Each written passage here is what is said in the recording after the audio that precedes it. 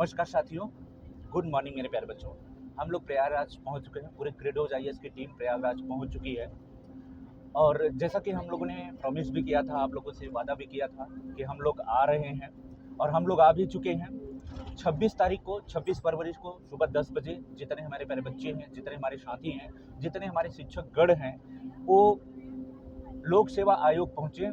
और बच्चों के न्याय की बात है, बच्चों के जस्टिस की बात है, उनकी मेहनत और उनकी योग्यता की बात है।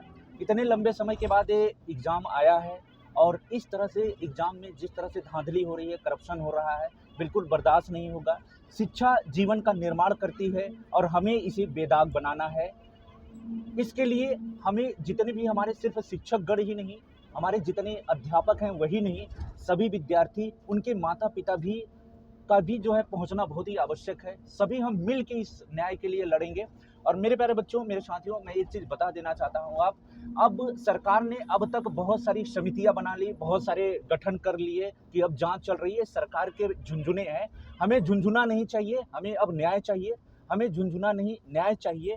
केवल री एग्जाम चाहिए। बहुत सरकार झुंझुना दे रही है। हमें इतिहास पता है कि जब भी सरकार को किसी भी चीज़ को टालना होता है तो वो एक समिति बना देती है, एक कमेटी बना देती है, बातचीत करती है। बातचीत से काम नहीं चलने वाला है। हम लोग किसी से नहीं मिलेंगे, सीधा लोक सेवा आयोग के अध्यक्ष से हमारी बात होनी चाहिए। और एक ही मुद्दा है हमारा, दूसरा कोई मुद्दा नहीं है। वो ये है कि हमें झुंझुना नहीं, न्याय चाहिए, केवल री एग्जाम चाहिए। मेरे प्यारे बच्चों, मेरे साथियों, मैं एक चीज़ बता देना चाहता हूँ। अगर आज आप अपने हक की लड़ाई नहीं लड़ते हो, अगर आज आप अपने हक की लड़ाई के लिए आवाज नहीं उठाते हो, तो 17 मार्च को आपका हक फिर से मारा जाएगा। और अगर आप चाहते हो कि दोबारा ऐसा ना हो, आपके हक को, आपके अधिकारों को कोई करप्ट व्यक्ति, कोई एजुकेशन माफिया या कोई भी सरकारी तंत्र में बैठा हुआ ऐसा अधिकारी जो आपके अधिकारों को छीनना चाहता है, अगर आप उससे लड़ना चाहते हो, अगर अपने अधिकारों को पाना चाहते हो, तो आपको आवाज उठाना पड़ेगा। इसके लिए मैं आपसे विनम्र निवेदन करता हूँ, पूरा क्रेडोज आईएएस निवेदन करता है, मैं मुकेश मानस,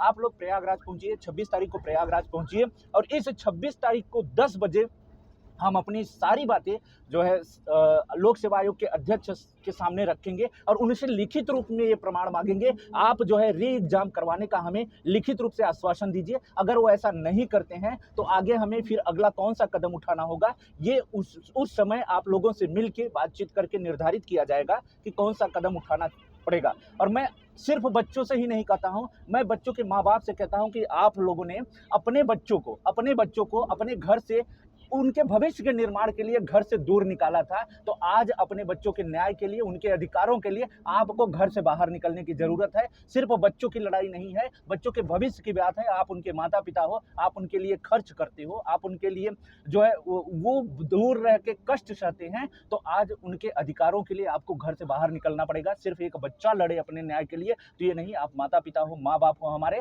आपको भी घर से बाहर निकलना पड़ेगा, तभी अब हमारे लिए जस्टिस होगा।